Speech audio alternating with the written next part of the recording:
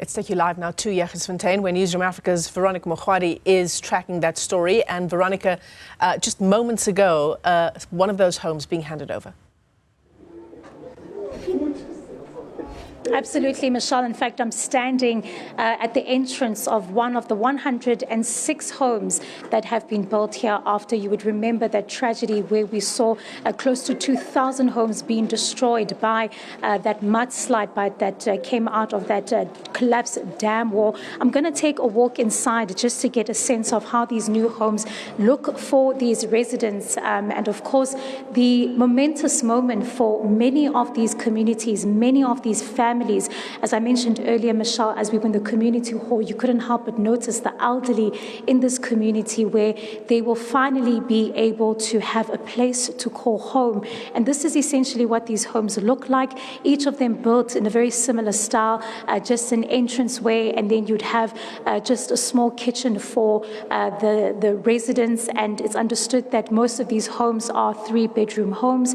You can see there just the efforts by the government as well as the company involved in this Jagersfontein disaster, their efforts to essentially not just rebuild the dignity for these residents, but also give them a space that was somewhat different, and that also shows the quality of living that they are trying to improve for these residents. And as that destruction hit on the 11th of September in 2022, you'd remember the visuals of those collapsed walls. You'd remember the visuals that we saw of the furniture that really was trailed kilometers into the community of Charlesville and Sikoti because of just the destruction that we saw and the force of those mudslides. And so really this is now an opportunity for these residents 2 years on to finally have a place that they can call home. And what is more important, Michelle, as well, is to understand that the government has conceded to the fact, as you heard the Premier there, that there were stumbling blocks in terms of getting these homes ready. And they have managed to jump those hurdles and give them somewhere to call home. But I'm going to speak now to the MEC for Human Settlements here in the Free State, just to get an understanding of the efforts to build this home and just some of the delays. And Tate, thank you so much for your time. We did a bit of a walkthrough into these homes, and we spoke earlier to the Premier, who spoke about just the financial burden for the province in regards to getting these homes fixed, and as well as the delays. As a department, are you satisfied with the work that is done here? Do you believe that we've finally brought some form of dignity to the residents of Jagersfontein? We are highly appreciative as the Department of Human Settlement and local government in the Free State about the work that has been done here. We remember the most important thing is that the houses should have gone through the processes of the NHBRC in terms of the quality assurance. Critical to us is the restoration of a community. We are bringing back the roof over the families whose houses were destroyed. Some lost their loved ones. The communities were sent, scattered all over, running for their lives and staying in different places for the rebuilding to happen.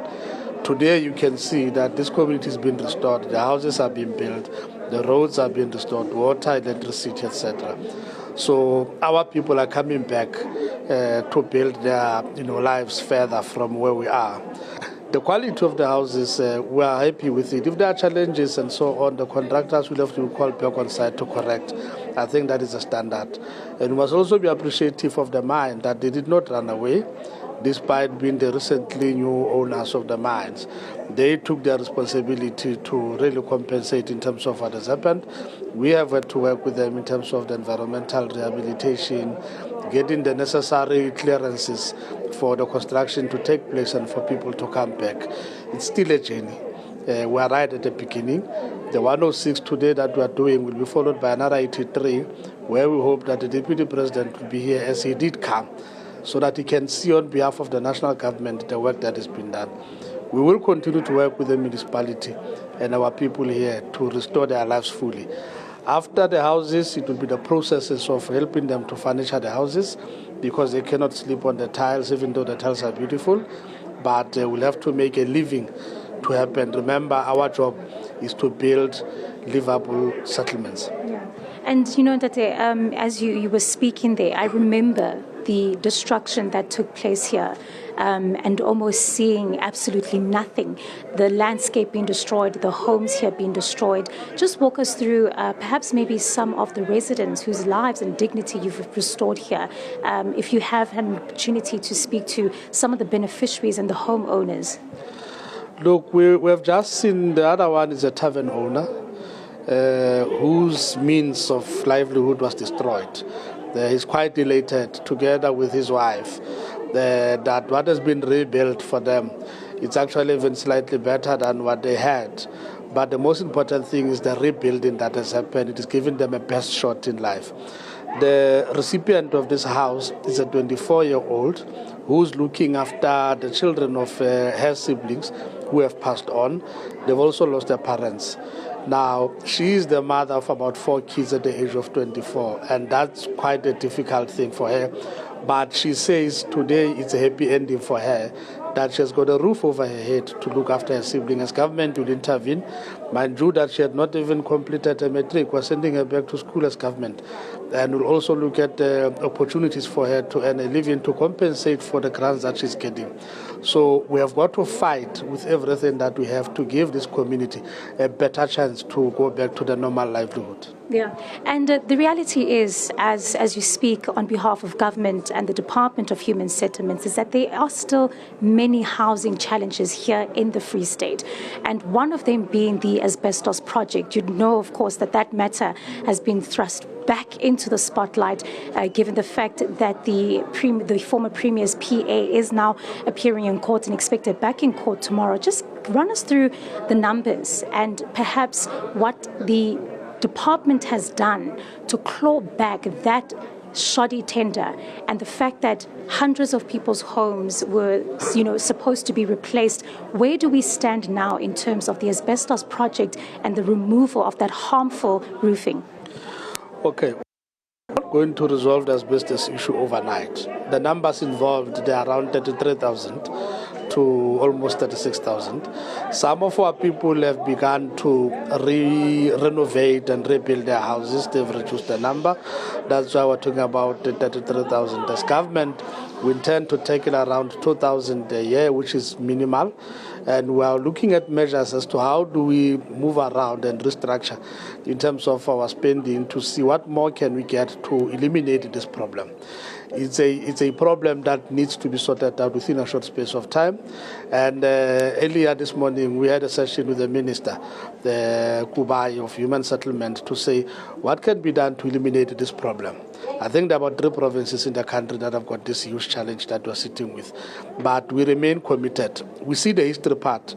What is the most serious headache for me is how do we resolve the problem in front of us. Those who could have done things in the past, that's their problem in the states to resolve. But ours is to remove this over our people. There are 3 categories that we deal with. There's a category where the roof has got to be replaced, which is an easier part. But there's a one who the structure is almost dilapidated. There's no point of repairing the roof, replacing asbestos. You've got to rebuild now or repair the bigger part of the house. Other houses, you really have got to intervene with an entire RDP house because there's no more house there. These are old houses in old sections. On Saturday, we buried the victims of an accident that happens or a disaster that happened in Sasolburg with the Premier. It was an area, full of asbestos. It's a whole section that was in Bethlehem. So it's a war that we've got to win for the sake of our people. Yeah. Thank you so much for your time, MEC.